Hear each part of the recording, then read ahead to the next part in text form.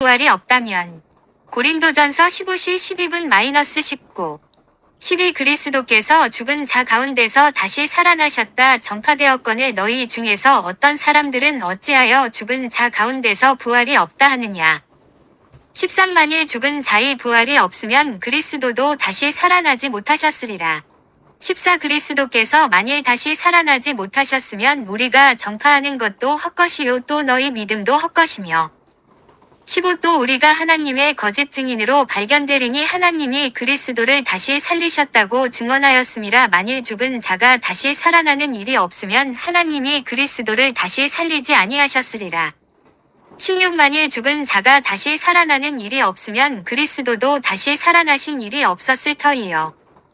17 그리스도께서 다시 살아나신 일이 없으면 너희 믿음도 헛되고 너희가 여전히 죄 가운데 있을 것이요.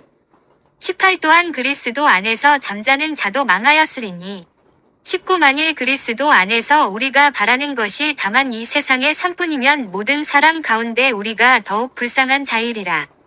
1 오늘 본문의 배경 고린도 교회 안에는 예수님의 부활은 인정하면서도 성도들의 부활은 부인하는 사람들이 있었습니다. 이것은 성경에 대한 이해 부족과 당시 헬라 철학의 영향 때문이었습니다. 헬라 철학은 영혼은 선하고 육체는 악하다고 보았기 때문에 죽은 후에는 영혼만 존재하고 육체의 부활은 없다고 생각했습니다.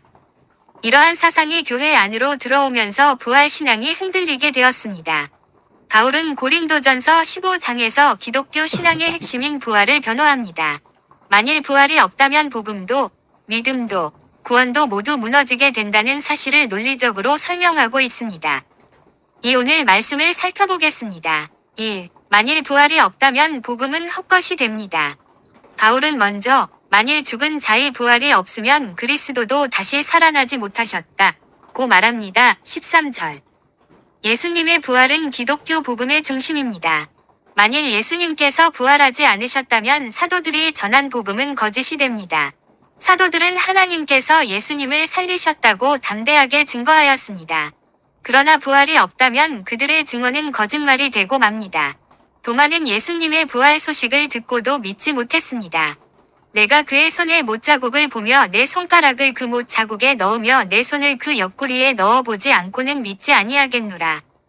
그러나 부활하신 예수님께서 친히 나타나셔서 손과 옆구리를 보여주시며 말씀하셨습니다. 믿음 없는 자가 되지 말고 믿는 자가 되라. 사람의 이성과 상식으로는 부활을 이해하기 어렵습니다.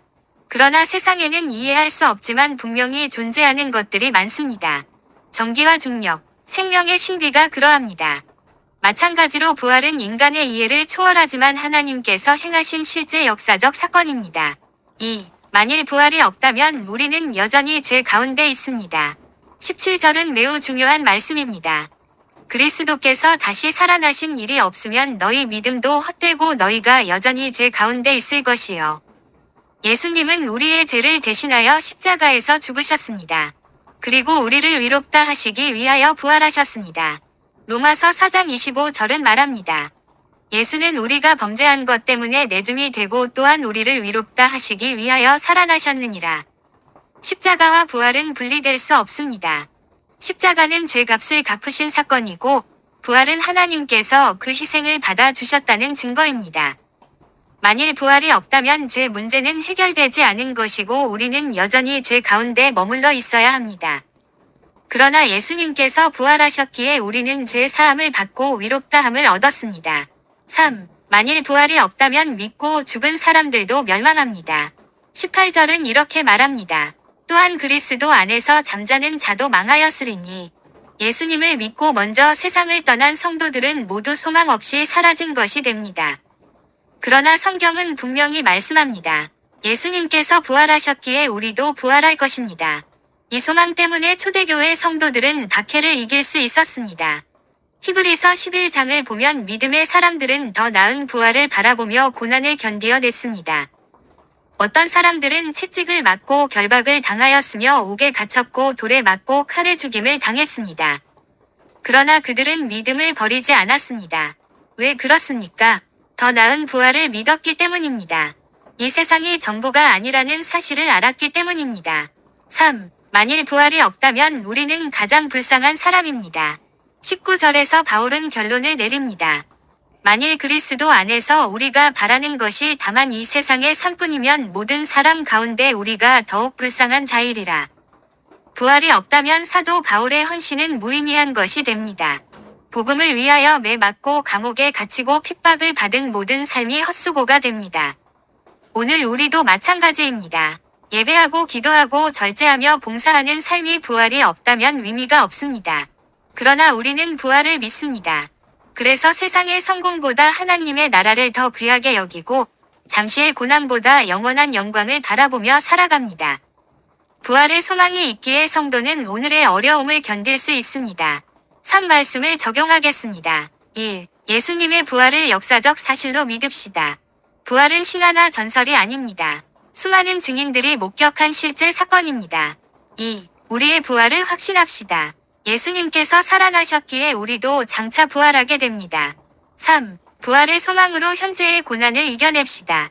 고난은 잠시지만 영광은 영원합니다. 4. 세상의 것보다 영원한 하나님 나라를 바라봅시다.